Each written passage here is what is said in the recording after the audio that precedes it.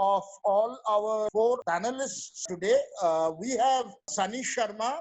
He is the CTO at Fortran and is based out of Gurgaon. Sunny is also the chief curator at Fortran Academy. And for the last 10 years, he is instrumental in the areas of cloud computing, digital transformation, and he already foresees the future that is digital first. Next, we have Shantanu Som. He is from Kolkata. He is the founder and CEO of Somnetics.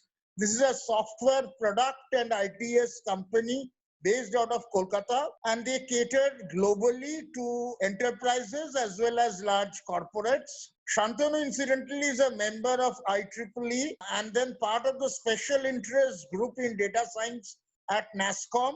He is a member of the CII IT committee and all CII startups and innovation task force. Somnetics was one of the first 50 Indian companies to go for ISO 27001. Next, we have Pranav Pandya. He is from the other part of the country, from the western side, from Ahmedabad.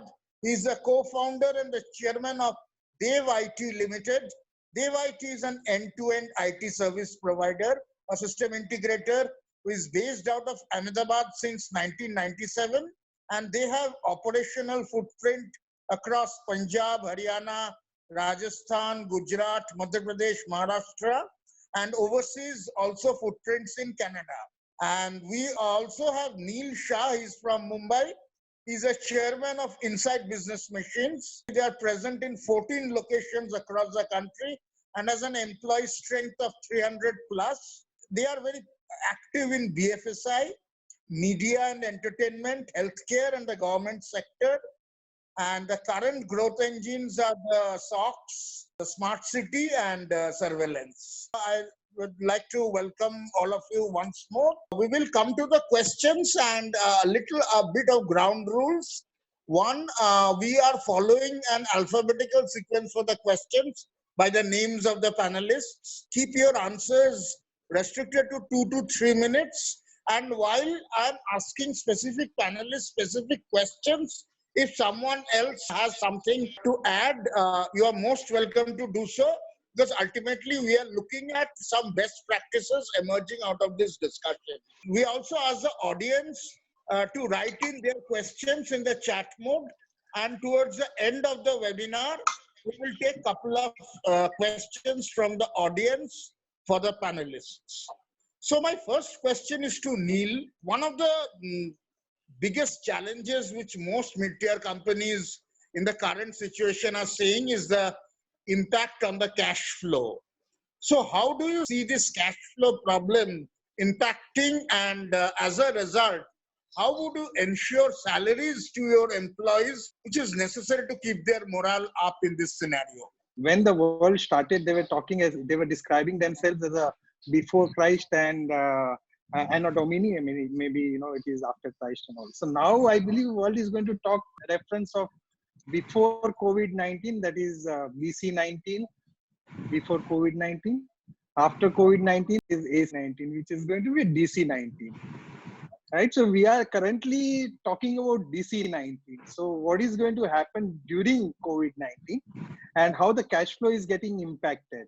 So there are multi-folded impact as far as cash flow is concerned into mid-tier industry. And that includes my organization and my industry as well, our IT industry as well, and cross industry across the nation. Multi-folded impacts are going to be like this: that inward cash flow is completely dried off. So you don't know when your inward cash flow is going to arrive to you. There is no forecasting. There is no concrete forecasting which is happening as of now. So inward cash flow is totally dried off.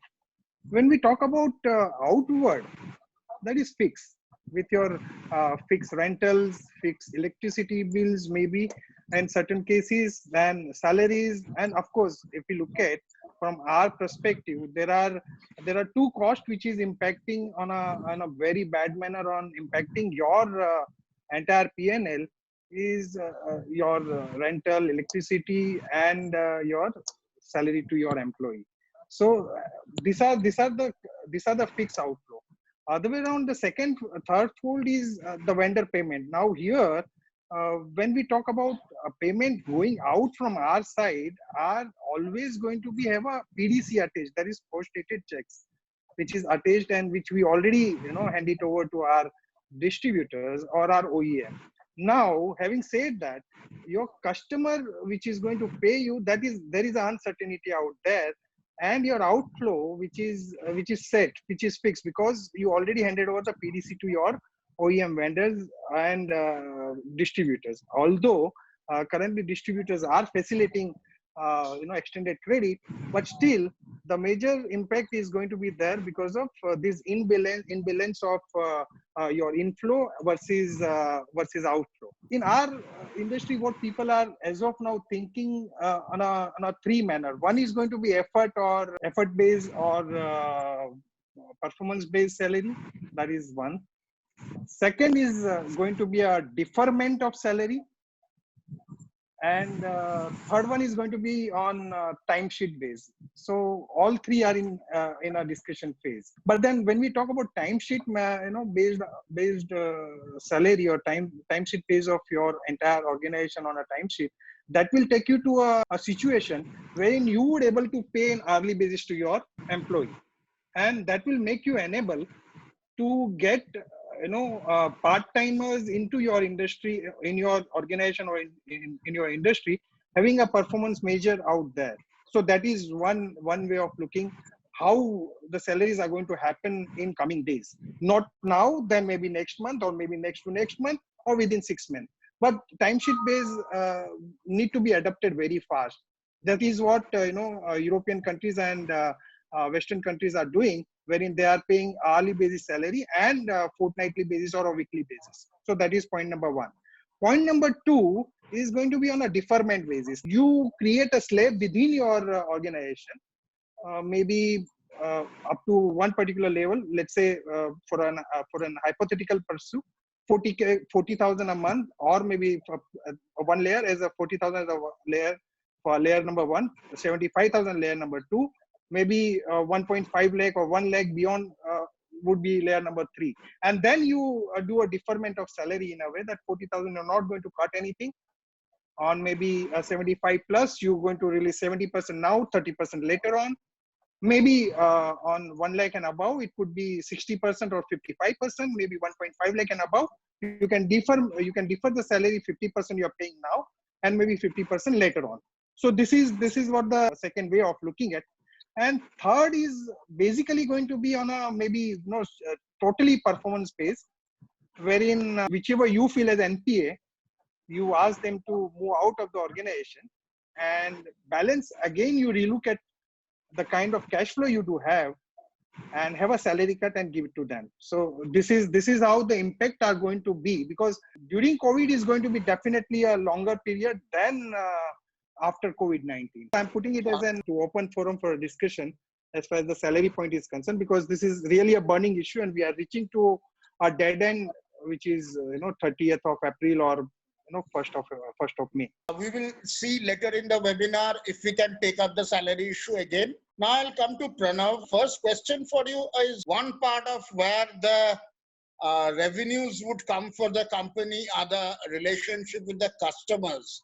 So in this changing business model, how are the customer contracts also undergoing changes? So will the service level agreements, the SLAs, will be written in a different way? As a prominent SI working with customers, you will have these contracts. What is your opinion? How are these the dynamics of these contracts changing? Work from home obviously is getting established as the new normal. This undoubtedly changes the way we have drawn contracts till date. Yes, all the tech and non-tech requisites for such work model can become part, will become part of the contract, and such requisites will also have to be drawn out in very elaborate way. Idea is to ultimately get the customer developing faith on us by encompassing all these aspects, looking at the new normal. I was deliberating about the same with my colleague CTO Vishal Vasu, who is the board of director on the company also, and Mr. Prerak Shanadar, director on the board. who is managing the entire operations of the company, a few days back, we all agreed to this new aspect of the new normal. Having said that, we also sort of had deliberated and debated about the SLAs. And yes, so probably what we feel is, and I think that's the best way to go forward, is to two sets of SLAs that might come into existence eventually. One kind of during the normal operation scenario, which we were having before pre-COVID. So I'm not writing off that scenario at all. That scenario will exist. And in fact, partially work from home and partially the normal operation scenario will exist. So the SLA will have two parts to it. One, which is addressing to the normal operation scenario. We all are sort of aware that this pandemic is not going to go just like that. We cannot wish it just like that to go away. It's going to stay there for at least next 2 years in one or the other form, and we'll be very careful. But having said that, the other specific SLA which will be drawn out around such pandemic situation will be from the force majeure clause point of view, which is acquired, in fact, heroic status in the mindset of the legal fraternity. And frankly, let me tell you guys, even legal luminaries are trying to establish this new normal for this force majeure clause and its interpretation too. Because there are, as per the case might be, while we all are in the IT service provider category here in one or the other way, but the clients that we are trying to handle here, the dynamics that the client is going through, probably the interpretation balancing needs to be done as far as the force majeure clause is concerned. A very clear and precise point here for you, my friend Rajneesh. We might again come to this point later. My next question is for Shantanu. In the situation where the employees are under pressure, how can organizations, especially the mid-tier organizations, ensure overall the emotional quotient of employees? So how can organizations ensure that? And the second is, how are most of the Indian mid-term companies, when we are talking about a change in business model, will need a complete reorientation of the employees across all aspects, be it marketing, HR, or even technology. So how prepared are the companies for these reorientation or reskilling? Thank you so much for the question. I will take up the first one, actually, managing the emotional stability and emotional quotient, as you referred it, actually, while working from home. So we all know COVID-19 and the situation almost came as a shock.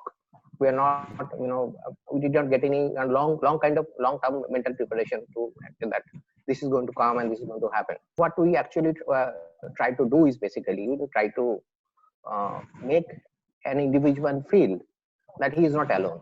First of all, team meeting over Zoom or Skype is actually a mandate at the evening. So at the end of the day, that gives them kind of a satisfaction of being together, working together. That also they discuss a lot of things which are beyond business, like how you are doing, like the way we have been discussing in the beginning before we started the webinar.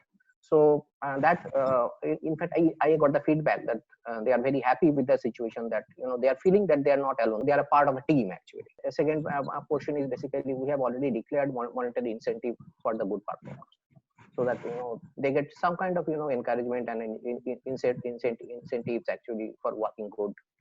And we are also taking feedback from the customers for whom they are working. So in that way, actually, if the customer has got some issues, about anybody or something, the team leader is trying to resolve it. So the mental pressure is actually less on employees because we are all working together. We are regularly sharing best practices.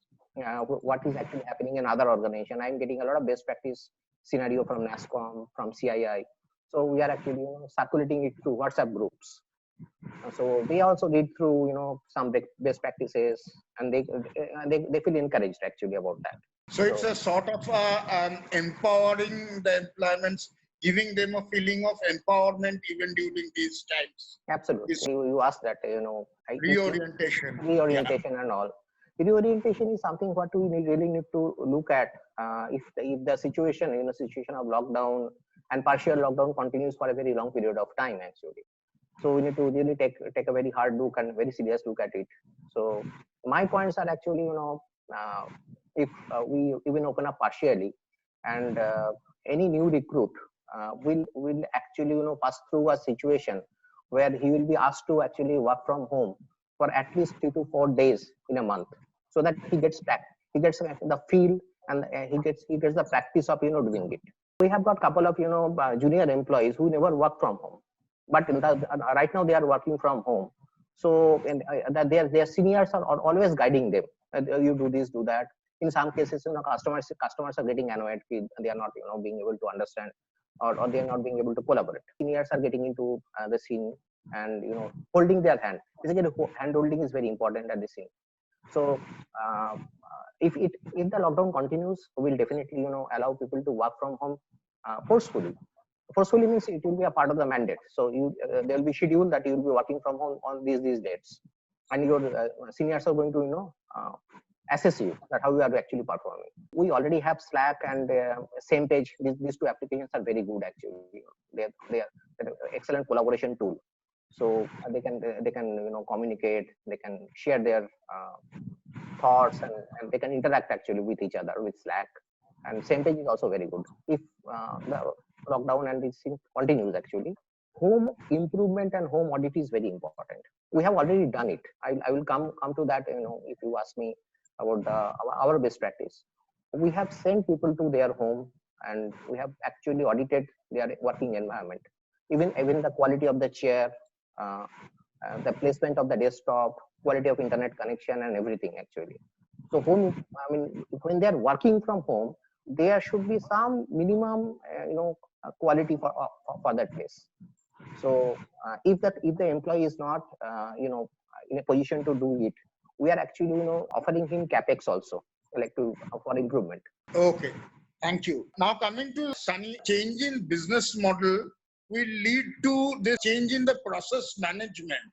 So how are the Indian mid-sized companies equipped to handle this change management? And also, as I know, you have been an evangelist of digital transformation, and their companies have been transforming digitally, had started the last few years. But how much acceleration would COVID-19 now actually give to digital transformation? So I'd like you to touch upon both the aspects of change management and digital transformation. Rajneesh, thank you for the question. And there are two parts to it, right? One part is the digital transformation that has happened before this, prior to COVID, and what will happen from now. So when I look at the previous transformation thing that has happened, it has been slow, especially in the mid-tier companies. Besides audio-video communication and moving certain bit of their workloads to cloud, there has not been a lot of transformation that they have done in-house. They do have the talent to go through the transformation, but they do not have the mindset to go through the transformation. So my advice to mid-tier companies is that they have to look at the triad of people, process, and technology. Buying technology is the easiest part, but what they have to do is they have to reskill and upskill their employees, and they have to set up processes and ways that they can work and enable people to work. So let's look at this example, what will happen post-COVID. So in first, people were in the mode of denial that, okay, whatever has happened, it will open up. Now the second phase of lockdown has come. It has made, they're thinking now, thinking big time, but still they are in the denial mode that a lot of transformation or a lot of things might not change. They're just worried, but they're not taking actions. They're just thinking through. So my advice to them is they have to start planning. We do not just look at the COVID-19, but there are certain other business continuity planning that they must make, because these challenges can come back in the future. COVID can get extended for a longer amount of time. Lockdowns can be, there can be partial lockdowns, there can be rules and regulation that can be set up for everyone to operate. The planning has to happen now. I do not still see mid-tier companies in the planning mode and in the execution mode. They're still in the thinking mode, which is very, very dangerous. On the other side of it, when they are going through all these challenges, what they're looking at is shedding weight, which means possibly removing their senior people and a lot of other things that they're thinking of. My advice is not to look at removing senior people, especially because these are the people who can only lead the digital transformation within their organizations. So they should look at letting them go through certain courses online, reskill them, upskill them. Otherwise, they'll be in a big mess if they let their important people go at this point of time. So that is what my input would be. And see, again, there'll be leaders and there'll be laggards. So this will we will continue to see this in the post-COVID world, that there'll be companies who will transform themselves, change their business models, move fast, and then there'll be laggards who will not move fast, and they'll possibly see the downturn in their revenue and outcomes over a period of next 5 years is where the real change will come, because we will all go through this. Time would pass, and once this time goes in, there'll be platforms set for people who have transformed themselves to scale up, and people who do not really put the process and get their people skilled and reskilled, they'll not be able to scale up from there. Thanks, Sunny. For the next phase, I will put that question about how each of you have put up the measures in your organizations later, along with the best practices. Instead, I will again go chronologically with a specific question. Starting with Neil, there is a general perception that retaining the existing customers is of more importance in the current scenario, since it's difficult to look at acquiring new customers. So how would Indian midterm companies balance this strategy of retention of existing customers versus acquisition of new customers? Over to you, Neil. Typically, when we look at acquisition as a term, I believe it is part and parcel of how you approach your customer, or how you approach the market. In initial days, if I go back to 1992 and that scenario when we were very new, I mean, I and my partner Piyush, we've been friends for maybe God knows ages, and we one day decided to come and start our organization, which is Inside Business Associates Private Limited. Going back, it is 28 years old story that what I'm repeating as of now. This is BC19. This is before COVID-19. So when I say this, what I'm trying to put it across in a way that whatever strategies that what we made at that point in time, that was suiting for that age, that initial age, maybe 92 to 96, whatever strategy we were making, that was good for that particular time. 96 to 2000 was another time, and we created another strategies for that. From 2000 to 2004, so and so forth. From 2016 to 2020, there is another strategy that what we created, and this all is before COVID-19, which is BC19 story what I'm talking about.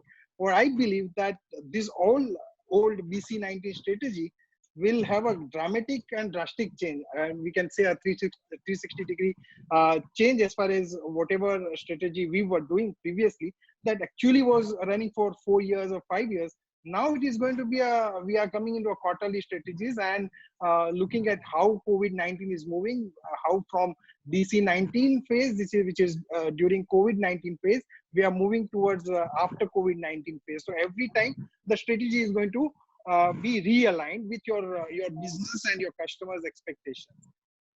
Right from past, something about 1.5 year, and recently last year, in like at a core heart and core discussion, which is thanks to Donald Trump, which is 5G technology. So I'm just putting that G in as in 5G. So I'm replacing this G from G to E and putting it across as a 5E. This is what a new strategy that mid-tier company need to adopt, which is 5E for engage, E for explore, E for educate, E for encourage, and E for evolve.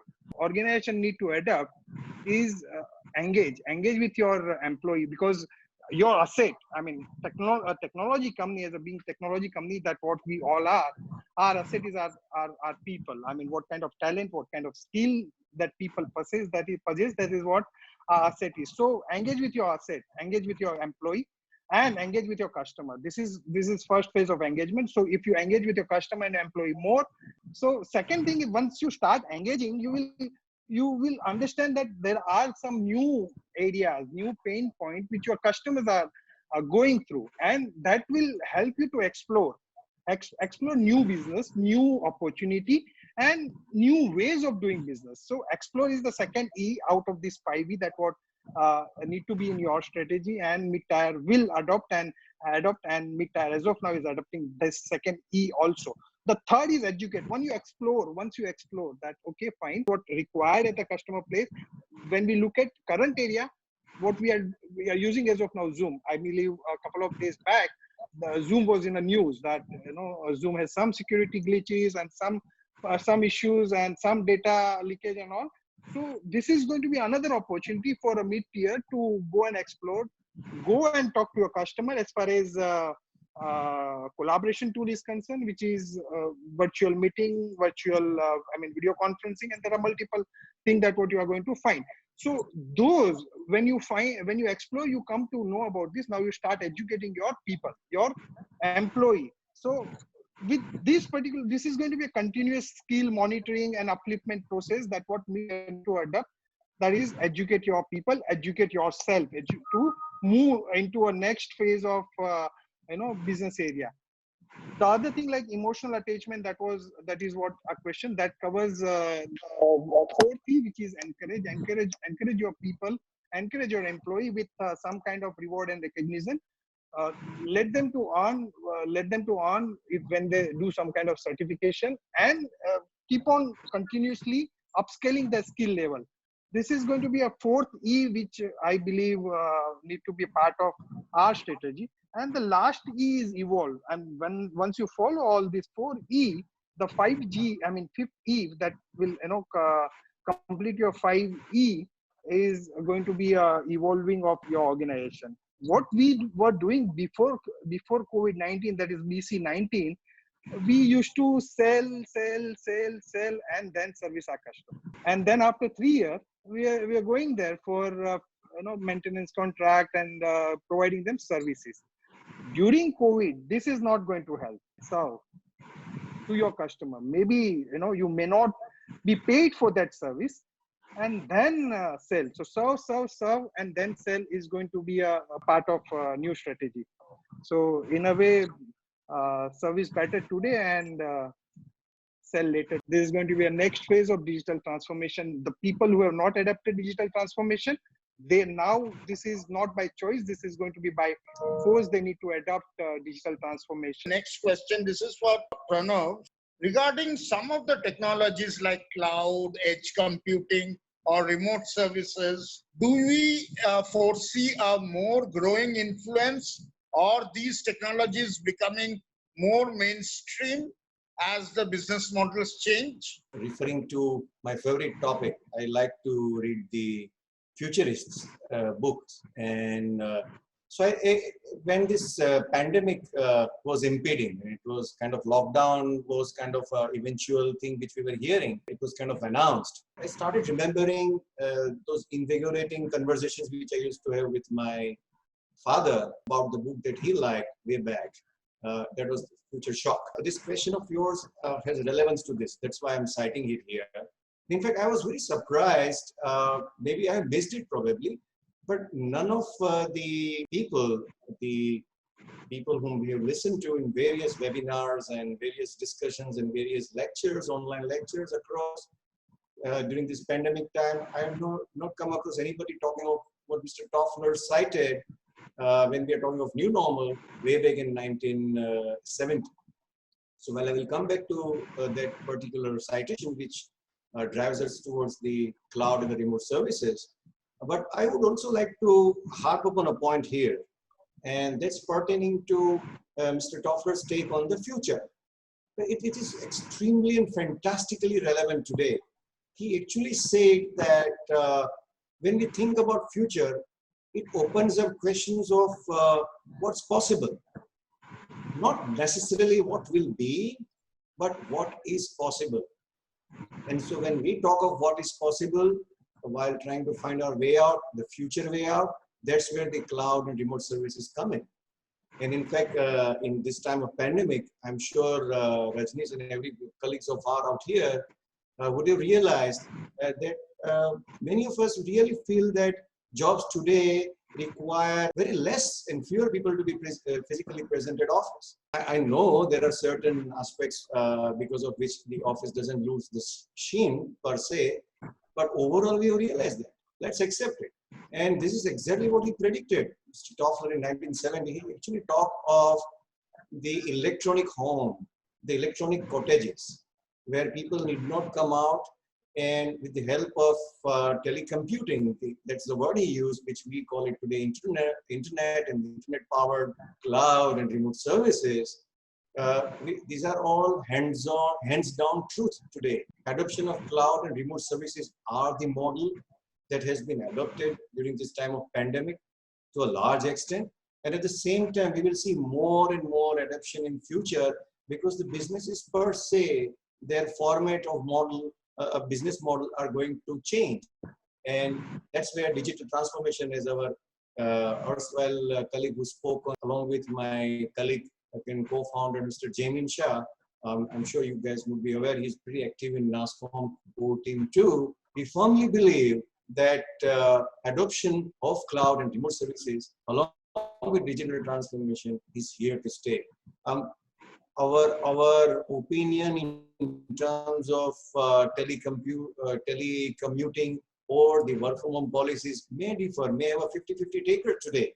But believe me, this pandemic is forcing us to see it as an established new normal while we go ahead. I think this is what I would like to say vis-a-vis your question, probably, Rajnish. Thank you. The next question is for Shantanu. What is the growing importance of business continuity planning, BCP planning in place? So how would you justify the growing importance? A couple of days back, a result of a survey amongst Indian SMEs actually came out. It's a kind of an online survey. And there, the survey result shows 80% of the SMEs had no BCP, business continuity plan, and 50% of them, they never heard of the term BCP. There should be a business continuity plan. Whether you call it BCP or you give it any other name, the business continuity plan has to be there. So otherwise, there will be a big problem in your revenue. If you don't serve, you cannot sell. If you don't serve your customers, from where the revenue is going to come? So it is very, very evident that BC, business continuity plan, is very important. And as per our case, we have been completely aware that there is a business continuity plan required, and we took it very seriously. BCP is like some kind of insurance for an organization. You have to be very serious about that. And there has to be some kind of a pre-preparation for that. So until and unless you don't have a preparation for BCP, you cannot implement BCP overnight. So for our case, we have been actually on our BCP, and we have been slowly engaging ourselves for a kind of an. We understood that there can be a lockdown. So we started our planning and everything execution almost 10 days back, and we went completely work from home on 19th, 4 days ahead of the government actually announced a lockdown. So that shows about our preparedness regarding the BCP, right? So and there are 4 important components of of a BCP. First is basically the awareness and pre-creation of teams. The team should be there, and their team should be completely aware about their responsibilities. There should be a laid out plan and a written plan and written standard operating processes, SOPs for BCPs. And the gap analysis should be there, because when you actually just going to implement the BCP overnight, it is not going to take place like that. So there will be gaps, there will be glitches. So you need to completely assess that your BCP should be glitch free while actually you are going to implement it. So there should be audits, BCP audits. We used to have BCP audits every 2 months for last 4 years. After the implementation of ISO 27001 and ISO 20000, this has become a kind of a practice for us. So that actually helped us tremendously. This preparedness is very important, because I saw that a lot of people are at the last day when the government actually announced the lockdown, they have been running helter-skelter to buy laptops, buy desktops, buying RAM, buying UPS. That actually did not happen in our case because we have been completely prepared for that. So the preparation and pre-preparation is very, very important for BCP. Fourth is basically the psychological preparedness, that any moment it can happen actually. Disasters never strike by giving notice. So the team should be aware, and that their team should be on the same page, that it can happen anytime, and we need to respond very quickly on that actually. And last but not the least, it is actually about the information security. Since you are working with very high-end clients, Fortune 500 companies, governments of abroad, your information security practices and other things should be very important actually. So, and that's why the site audit of homes are important.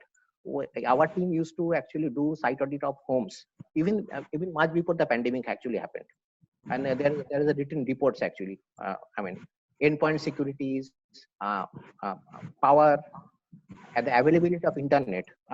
None of our work from home employees are using internet Wi-Fi dongles. They have got either high-speed broadband or fiber optic internet connection.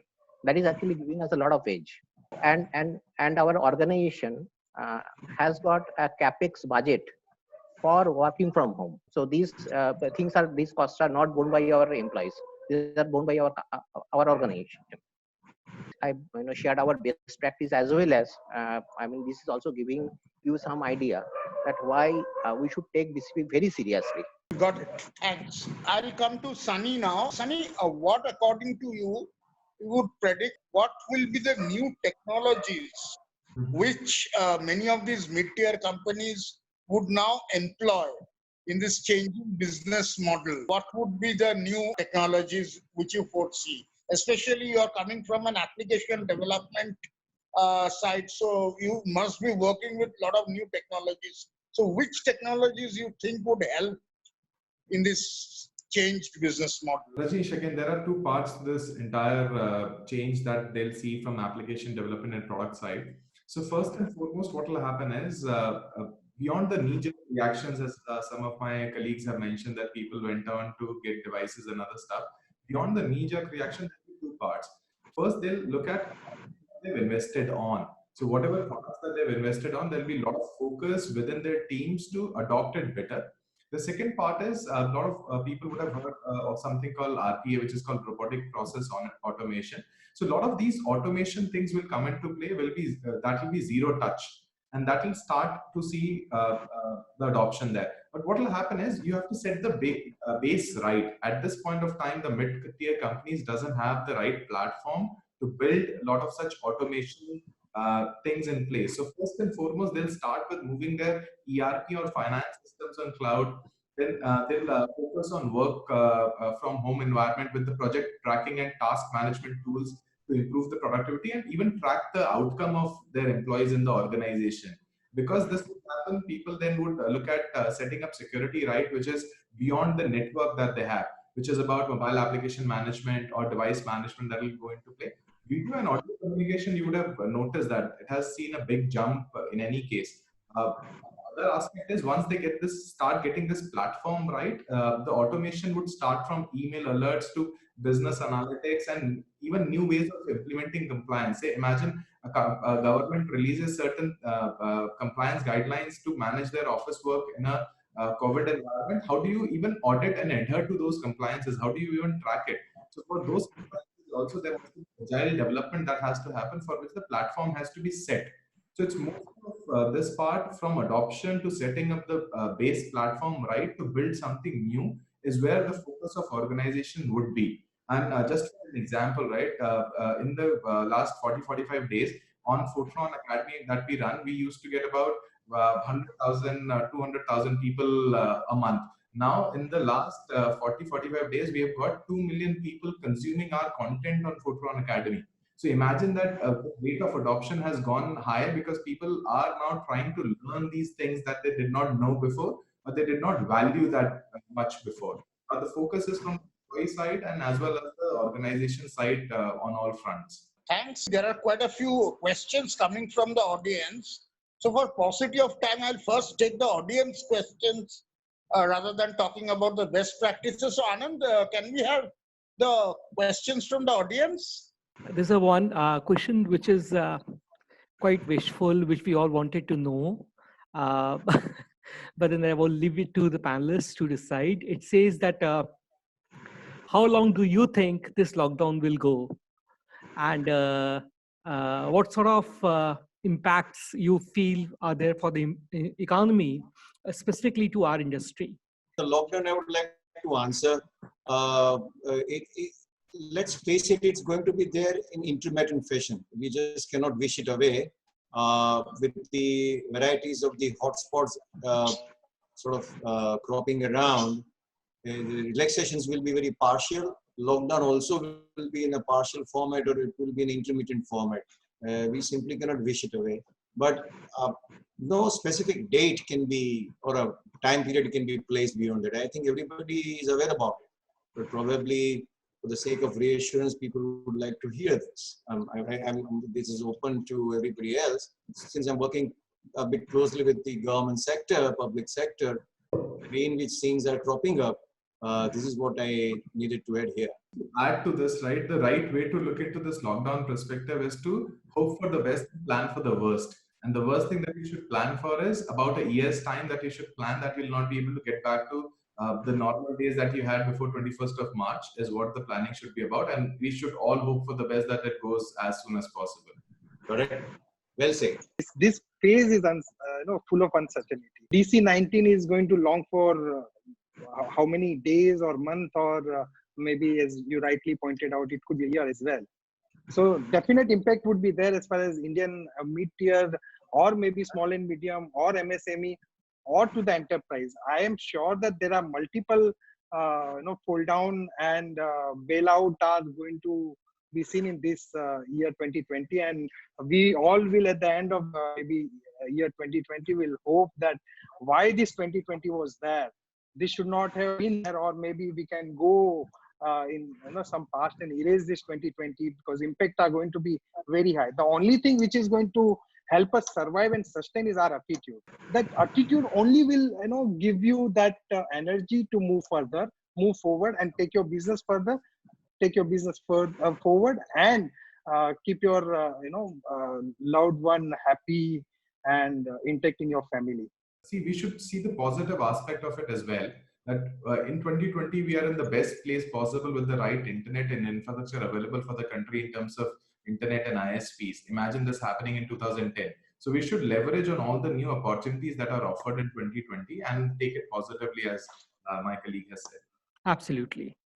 The next question comes, which says that can you share some quick tips or few insights to adjust to the new scenario, both from an employee as well as employer perspective, which is the more from work from home perspective, so on and so forth. Mr. Shantanu would be an ideal resource from the point of view of sharing the BCP do's and don'ts, or the. We already have a template actually. You can share. Template too. Tech Plus Media with the resource through which it gets distributed. We already have a template, and I am ready to share it actually. So nice of you, Shantanu, and thank you, Pranav, for that. So we'll go through that and we'll post whatever is relevant for this scenario.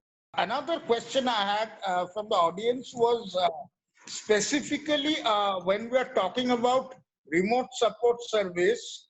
So in terms of what sort of LMI products, rescue assist, or collaboration tools are available currently which can help mid-tier organizations? There are plenty of tools available to mid-tier organizations, starting from whether you need it for internal purpose or to resolve the queries of your customers. So if you look at a company called LogMeIn, which does rescue, there are other companies like Freshdesk, which has Freshservice and Freshdesk available.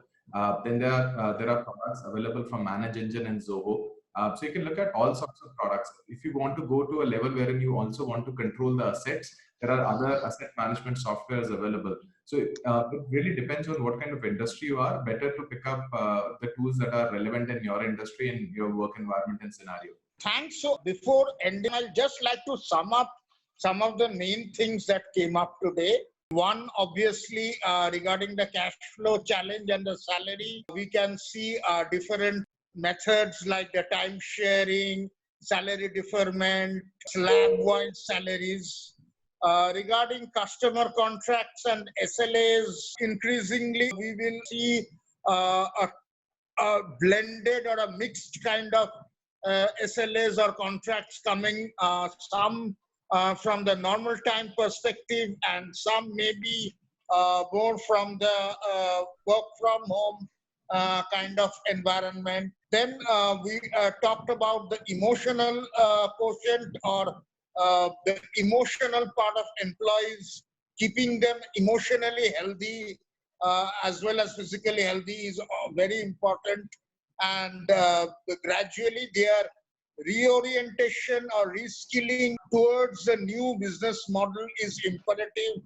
And for that, if necessary, we will have a mandated policy within the organization from henceforth. We talked about digital transformation, which will be sort of accelerated now and more attuned to the changing business model. We talked about the strategy of retention and acquisitions. We heard about the growing importance of more internet-based technologies, the remote support services, the cloud computing, the importance of BCP planning in place.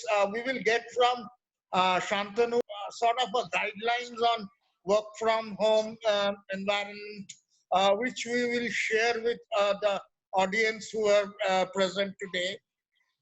We heard about the new technologies or the newer delivery methodologies which would come in place. Before we conclude, I would like to thank the panelists once again for their insights and valuable contribution. And as already mentioned, we have recorded this entire interaction and we will share it with you. And with that, we conclude the discussion today. Thank you. Thank you, everybody. Thank you. Thanks, Thank everybody. you all my colleague panelists. Thank you very much.